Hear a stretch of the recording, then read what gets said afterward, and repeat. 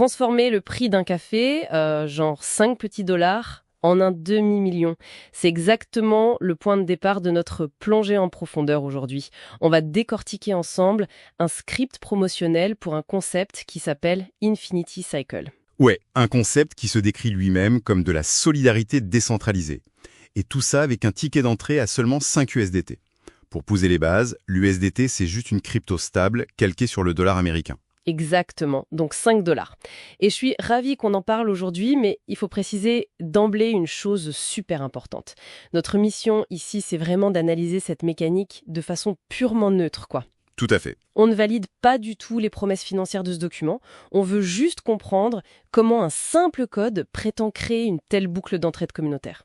Ah bah c'est sûr qu'une telle asymétrie entre la mise de départ et le gain potentiel, ça fait clignoter tous les signaux d'alarme. C'est inévitable. C'est clair. Donc, comment la source prétend atteindre ce fameux demi-million? Il faut d'abord regarder la porte d'entrée, la phase de rassemblement. Ouais, la salle d'attente. Dans le document, les niveaux 1, 2 et 3 servent à accumuler de l'énergie dans un pool mondial. Et la source utilise un mot super spécifique pour ça, le Conbit. C'est une référence directe au travail coopératif haïtien. Mais du coup, comment on traduit une entraide physique dans un algorithme numérique? J'ai un peu de mal à voir le lien. La source parle de patience intelligente. En fait, chaque nouvelle participation alimente le bassin global.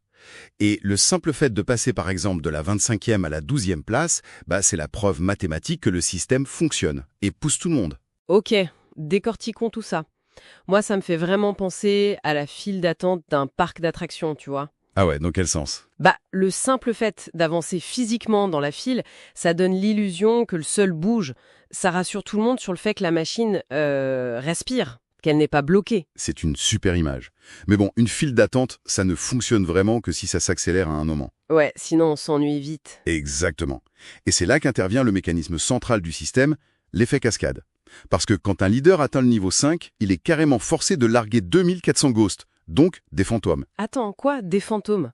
Comment une entité fictive peut générer une vraie pression financière à la base? Ce qui est fascinant ici, c'est que le système considère ces fantômes comme des comptes bien réels et financés. Au niveau 5, l'algorithme ampute une partie des gains virtuels du leader. Ah, comme un percepteur d'impôts en fait. C'est ça. Ça crée une injection forcée de 12 000 $ qui vient boucher instantanément les trous du niveau 1. Ah waouh! Donc ça propulse immédiatement les nouveaux utilisateurs vers les niveaux supérieurs. Le leader n'a pas le choix? Voilà, le système aligne obligatoirement l'intérêt personnel de celui qui gagne sur celui du débutant.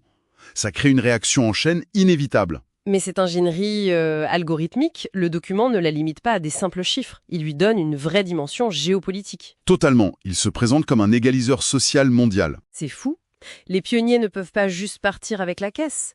La réussite d'un leader en Europe ou aux USA, elle finance directement la progression d'un membre à Port-au-Prince ou à Dakar, sans passer par les banques. C'est exactement l'argument du texte. Alors qu'est-ce que tout cela signifie au fond? Est-ce que c'est une véritable révolution humaine ou simplement une contrainte mathématique brillamment habillée en altruisme? Le leader ne choisit pas d'aider Dakar. Non, le code le lui impose. Le pionnier ne peut physiquement pas retirer tous ses fonds et disparaître. La source vend vraiment l'idée que la confiance humaine, qui est souvent égoïste, est remplacée par une certitude purement algorithmique. Une générosité sous contrainte, quoi. Le document dépeint donc une boucle infinie.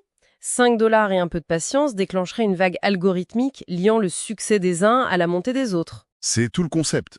Et si on élargit un peu, ça soulève une question vertigineuse. Je t'écoute. Si un code informatique peut théoriquement forcer ce ruissellement des richesses, serait-il imaginable de concevoir des systèmes fiscaux mondiaux basés sur ce même principe de contrat intelligent? Des systèmes où l'enrichissement individuel déclencherait automatiquement un investissement direct et intraçable envers les plus démunis? Exactement. On remplacerait la charité par une loi mathématique. Voilà une pensée provocatrice parfaite pour clôturer notre analyse. De quoi bien cogiter sur l'avenir de la redistribution. Merci d'avoir suivi cette plongée en profondeur avec nous et à très vite.